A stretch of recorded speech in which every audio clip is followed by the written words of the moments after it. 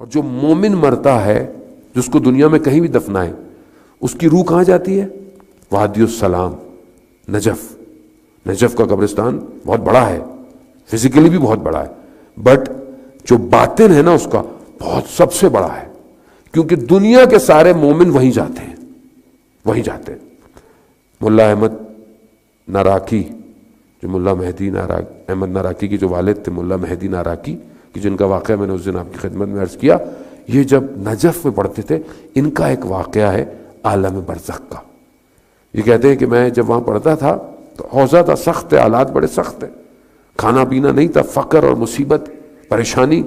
اس زمانے میں ایک ٹائم ایسا تھا کہ بارڈر بند تھے، کچھ نہ پیسہ آتا تھا نہ چیزیں آتی تھی، بہت سختی کے حالات، اتنی تنگی تھی کہ گھر میں بھوک تھی۔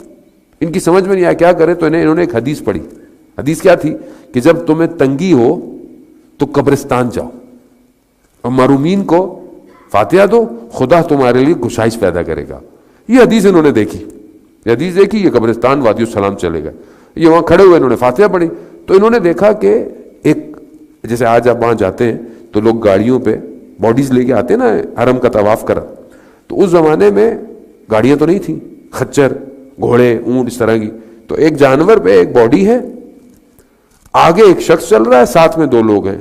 تو انہوں نے غور سے دیکھا جو آگے چل رہا تھا وہ ان کا استاد ہے، ٹیچر، اور ساتھ میں بھی دو لوگ چل رہے ہیں۔ تو انہوں نے ٹیچر کو سلام کیا، ٹیچر نے جواب نہیں دیا صحیح طرح۔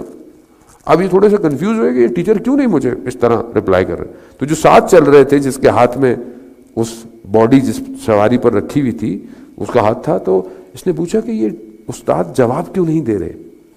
تو انہوں نے کہا کہ جو یہ تم سمجھ رہے ہو یہ وہ نہیں ہے۔ کہا کیا مطلب؟ کہا یہ استاد نہیں ہے تمہارا، ورنہ ہم وہ ہیں جو تمہیں سمجھ میں آ رہا ہے۔ تو کہا تھا پھر کیا ہے؟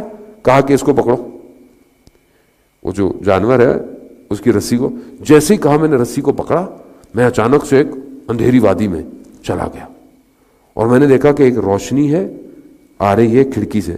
جب میں وہاں گیا اچانک سے میں نے اس کھڑکی کو کراس کیا تو دیکھا کہ ایسا باغ ہے، ایسے پھول ہیں کہ میں نے زندگی میں کبھی نہیں دیکھے، ایسی فضا ہے، ایسی خوشبو ہے۔ جو اس میں واقعہ لکھا ہوا تھا اس میں ورڈز ناٹ بی ٹرانسلیٹ نہیں کر سکتے اس کیفیت کا، ایسی جگہ تھی۔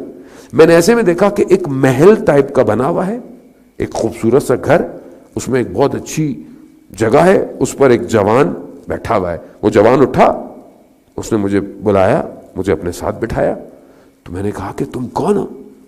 کہا کہ میں وہ ہوں جس کی باڈی اس خچر پہ تھی۔ کہا تو ماجرا کیا ہے؟ کہا میں کہیں اور دفن ہوا ہوں، ملائکہ میری روح کو وادی السلام لے کر آئے، وہ جو تم نے دیکھا وہ ملائکہ تھے جو لے کر آئے۔ کہا اچھا؟ کہا بہت خوبصورت ہے یہ جگہ۔ کہا ہاں۔ کہا میں دیکھ سکتا ہوں؟ کہا دیکھو۔